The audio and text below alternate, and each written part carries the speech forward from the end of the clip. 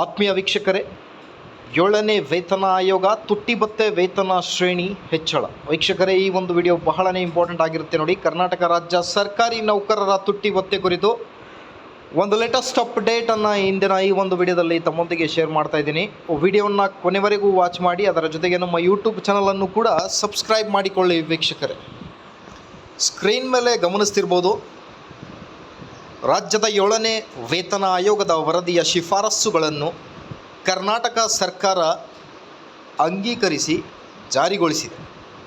ಆದ್ದರಿಂದ ಸರ್ಕಾರಿ ನೌಕರರ ವೇತನ ಭತ್ಯೆ, ಪಿಂಚಣಿಯಲ್ಲಿ ಏರಿಕೆಯಾಗಿದ್ದು, ತುಟ್ಟಿ ಭತ್ಯೆ ಸೇರಿದಂತೆ ಇತರ ಭತ್ಯೆ ಹಾಗೂ ವೇತನ ಶ್ರೇಣಿ ಏರಿಕೆಯಾಗಲಿದೆ.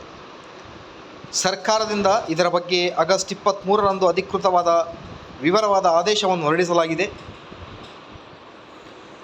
ಈಗ ಕರ್ನಾಟಕ ರಾಜ್ಯ ಸರ್ಕಾರಿ ನೌಕರರ ತುಟ್ಟಿ ಭತ್ಯೆ ಎಷ್ಟು ಹೆಚ್ಚಳವಾಗಲಿದೆ ಎಂಬುದರ ಬಗ್ಗೆ ಮಾಹಿತಿ ಈ ಕೆಳಗೆ ನೀಡಲಾಗಿದೆ. ಆದೇಶದಲ್ಲಿ ಪರಿಷ್ಕೃತ ವೇತನ ಶ್ರೇಣಿಗಳಲ್ಲಿ ಸರ್ಕಾರಿ ನೌಕರರಿಗೆ ತುಟ್ಟಿ ಭತ್ಯೆಯನ್ನು ಕೇಂದ್ರ ಸರ್ಕಾರವು ದಿನಾಂಕ 1/1/2023ರಿಂದ ಅನ್ವಯವಾಗುವಂತೆ ಮಂಜೂರು ಮಾಡುವ ತುಟ್ಟಿ ಭತ್ಯೆಯ ಪ್ರತಿ ಶೇಕಡಾ 1ಕ್ಕೆ 0.722 ಮಲ್ಟಿಪ್ಲಿಕೇಶನ್ ಫ್ಯಾಕ್ಟರ್ ಅನ್ವಯಿಸಿ ಲೆಕ್ಕ ಹಾಕಿ ಪಾವತಿಸತಕ್ಕದ್ದು. ಅದರಂತೆ ಪರಿಷ್ಕೃತ ವೇತನ ಶ್ರೇಣಿಯಲ್ಲಿ ತುಟ್ಟಿ ಭತ್ಯೆಯನ್ನು ಕಾಲ್ಪನಿಕವಾಗಿ ಈ ಕೆಳಕಂಡಂತೆ ಕ್ರಮಬದ್ಧಗೊಳಿಸತಕ್ಕದ್ದು ಎಂದು ಆದೇಶ ತಿಳಿಸಿದೆ. 1/7/2022ಕ್ಕೆ 0, 1/1/2023ಕ್ಕೆ DA ಏರಿಕೆ ಆಗಿತ್ತು 2.75%, 1/7/2023 ಪರಿಷ್ಕೃತ ಮೂಲ ವೇತನದ 5.5%, ಅದಾದ ಮೇಲೆ 1/1/2024ರ ಪರಿಷ್ಕೃತ ಮೂಲ ವೇತನದ 8.5%.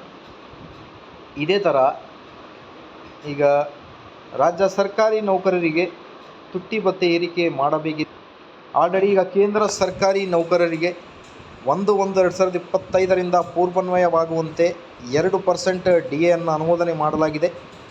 ಹಾಗಾಗಿ ನಮ್ಮ ರಾಜ್ಯ ಸರ್ಕಾರಿ ನೌಕರರಿಗೂ ಕೂಡ ಈಗ DA ಕುರಿತು ಆದೇಶ ಬೇಗನೆ ಬರಲಿ. ಮಾಹಿತಿ ಇಷ್ಟ ಆದಲ್ಲಿ please like, share and subscribe. Thank you.